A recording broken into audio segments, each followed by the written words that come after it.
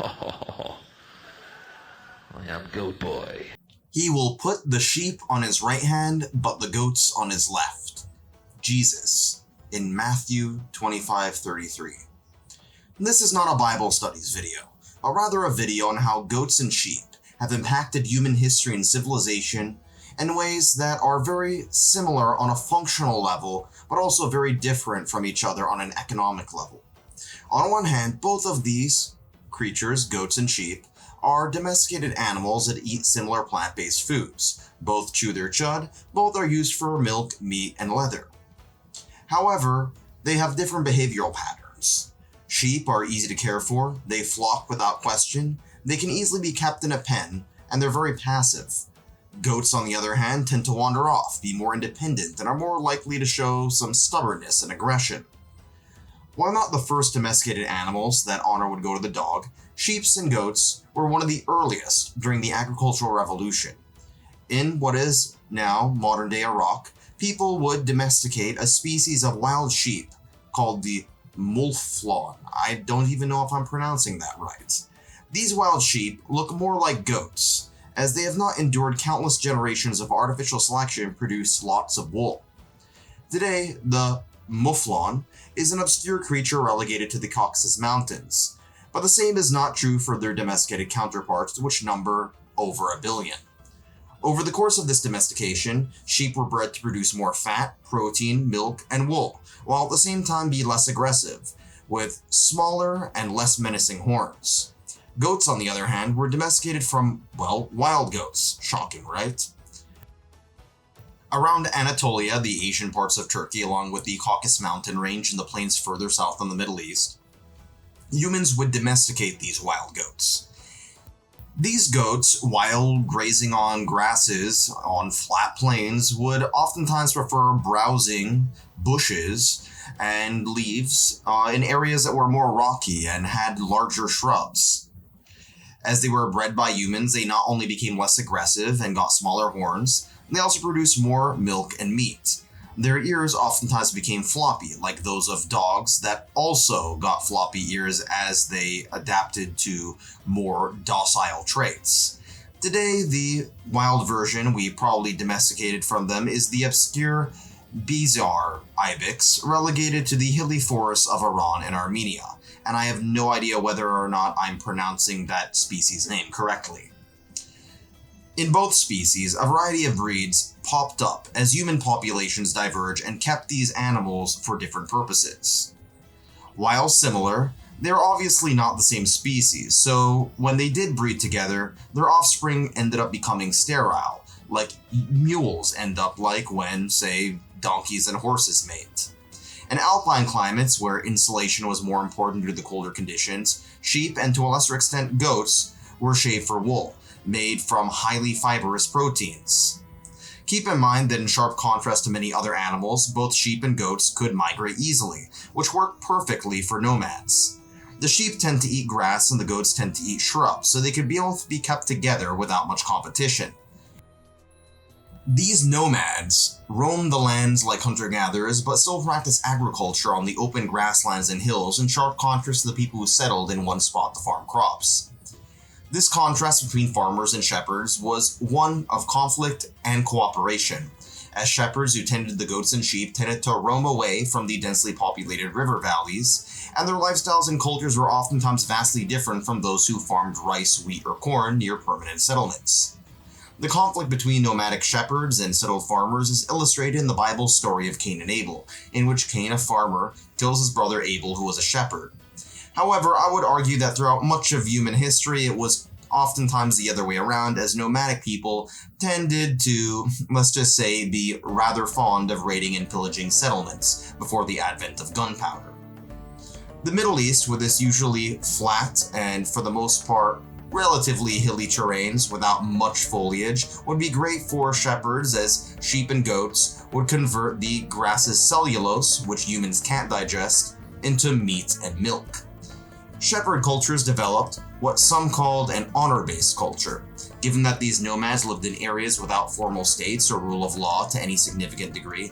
They oftentimes had a more aggressive attitude towards outsiders, In a world where your livelihood was dependent on your moving livestock, the presence of any nearby entity, be it a wolf or a human, could mean the end of everything to you. As a result, the notion of shoot first, ask questions later became the norm.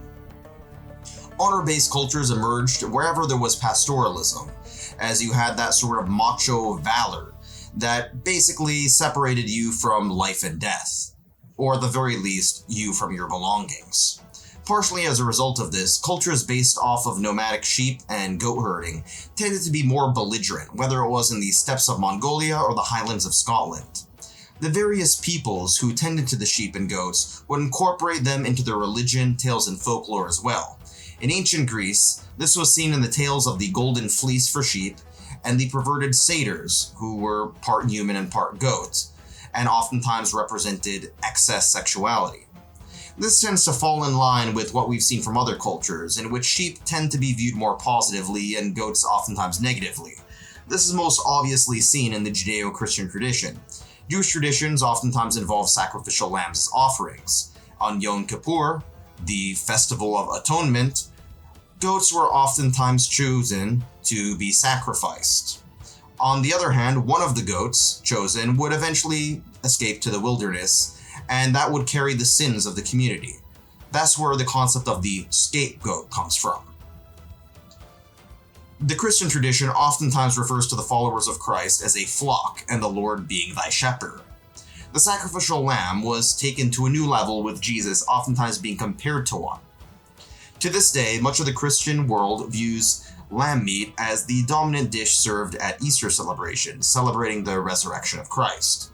Goats, on the other hand, due to their disobedience, were oftentimes seen as symbols of Satan. This eventually led many Christians to associate pagan religions with goat imagery. The depictions of the devil in Christianity with his horns and hooves is heavily influenced by the Greek satyrs. Yeah, the stereotypical Western depiction of a demon or devil is basically a red goat person. Modern materialist Satanism oftentimes uses the symbol of the goat for their rituals and customs despite not believing in a literal Satan. They also feature prominently in modern occult and conspiracy theories.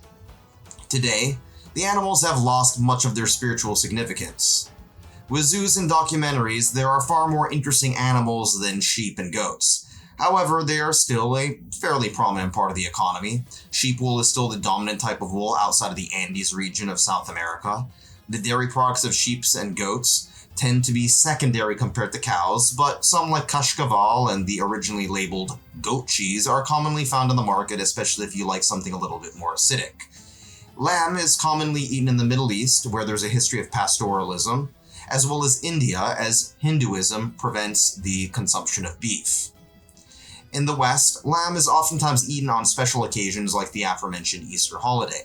Lamb basically refers to any baby sheep, or at the very least sheep that is less than a year old. Mutton, on the other hand, refers to the adult sheep meat, which is far tougher in texture and is oftentimes used for stews rather than, say, lamb chops. Mutton is extremely difficult to find in North America. Much of the sheep meat on the international market comes from Australia and most of all New Zealand. The golden fields below the southern Alps of New Zealand's South Island make the ideal grazing lands for sheep, even though sheep aren't native to New Zealand. Goats are less popular in the developed world. Goat herding is usually associated with poor nomadic peoples from the developing world, oftentimes more so than sheep herding is. Nonetheless, despite all of this, there are plenty of people that incorporate goat meat into their diet, most notably in the Caribbean, and Jamaicans know how to cook goat better than anyone else. In rural parts of sub-Saharan Africa and the Indian subcontinent, goats provide nutrition and a livelihood for millions. While associated with rural backwardness, for better or for worse, these creatures have also been at the forefront of science and technology. In 1996, the world was stunned when Dolly the sheep was born as the first cloned mammal. This came about from replacing the embryonic stem cells with somatic cells that were neither stem cells nor sexual gametes, to grossly oversimplify the science. This famous sheep had 3 different mothers. One mother provided the DNA, another provided the egg, and another got pregnant. Unfortunately, Dolly died in 2003 due to arthritis along with a lung ailment, neither of which were directly related to cloning. Goats caught up to the cloning craze with Nuri, which came about in India due to a similar process as Dolly. Nuri unfortunately passed away in 2023, survived by her 3 biological mothers as well. And that, my friends, is a grossly oversimplified history of how goats and sheep have impacted human history. Thanks for watching.